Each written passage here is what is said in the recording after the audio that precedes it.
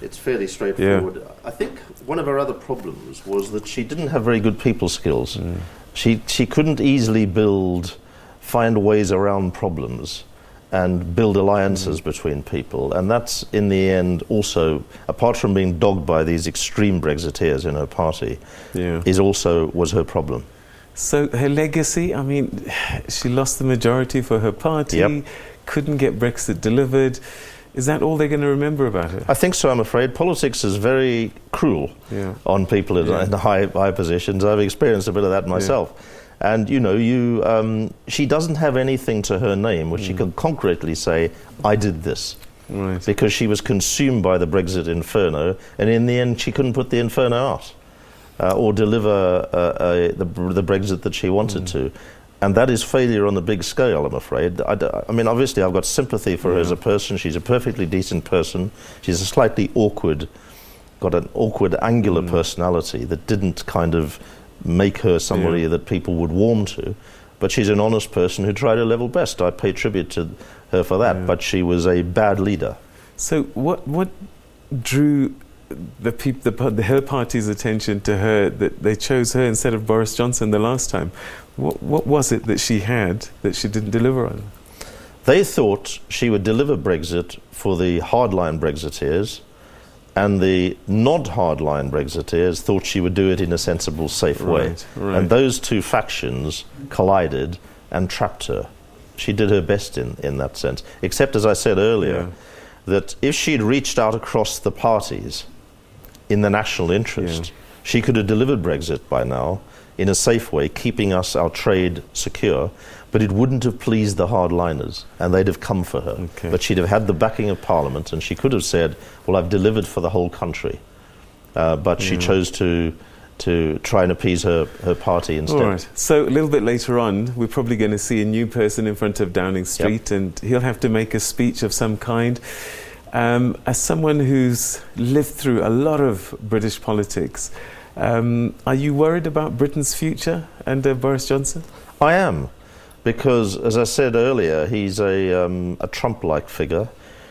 I don't, could you imagine, even 2 years ago, a Boris Johnson being Prime Minister of Britain? I mean, the guy was not taken seriously. But then could you have imagined Donald Trump? Or could you have imagined being President of the US? Or could you have imagined a comedian becoming President of Ukraine? I mean, things are happening where anti-politics politicians, and that's what Boris Johnson is, although he's a member of the elite, an old Etonian and all of that, he's right in the deep heart of the British establishment. And an anti-politics politician like Donald Trump. They're both cut from the same sort of cloth.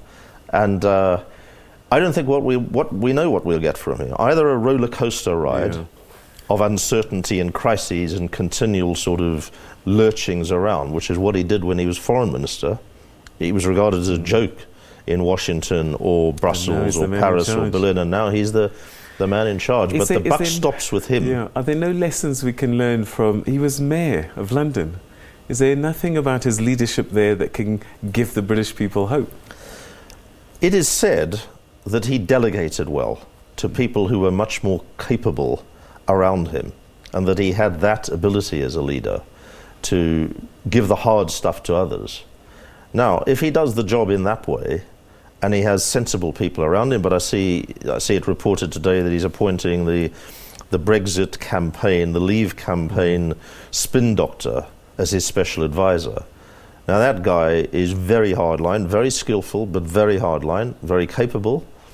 That does suggest we're in for a no deal. Because I don't think Dominic Cummings, who's his name, is in the business of finding a middle ground. He's in the business of just going for it. So is Brexit completely, totally irreversible now? It's going to happen. The only issue is how hard the landing's going to be. I think that's a serious option now. There is a faint chance that Parliament will rebel, or be given space to rebel, because of course the Prime Minister controls the parliamentary agenda unless new means are found, and Parliament has shown a willingness to do that, and the Speaker, John Bercow, is a very good Speaker, has backed Parliament and helped find devices to take control of the parliamentary agenda, which traditionally in Britain the government controls. Actually, in most countries, the government controls it. So Boris Johnson's got all the power, but Parliament has the capability, and some of his ministers who've refused to serve, including the finance minister, the Chancellor, Philip Hammond, he says he'll vote against no deal if he gets the chance.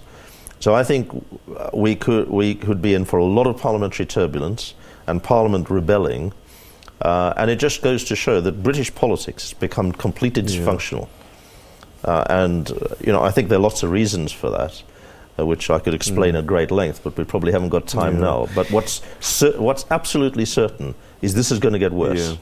It's going to get worse, and Brexit is going to make it worse, and there's no way out of this for Britain unless we call a referendum and invite people to have a second thought about whether this is what they really wanted, which is what I'd like to see.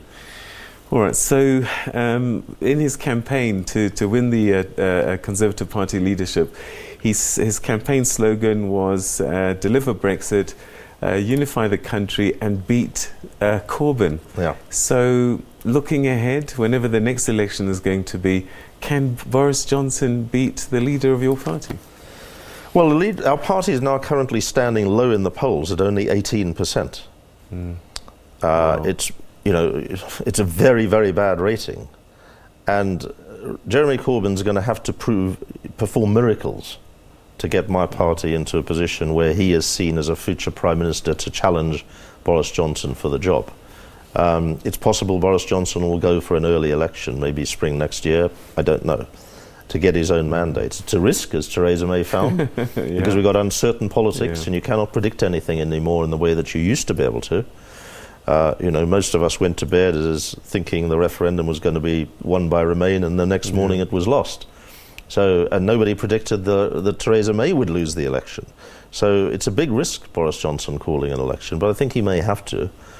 And Jeremy Corbyn has a long way to go, I'm afraid, to beat him, because I think, as I've said, I think Boris Johnson is from the right-wing populist. There's a lot of populism around at the moment. That's stable, like Donald Trump. And I don't like that politics. I really dislike that politics. All right, so uncertain times for the United Kingdom, and we'll just have to wait to see how things play out. Perhaps we'll get a sense from his first speech a little bit later on. Lord Peter Hain, it's been a pleasure talking to you. Thanks so much, and welcome back. Thanks for having me on. Thank you. Thank you.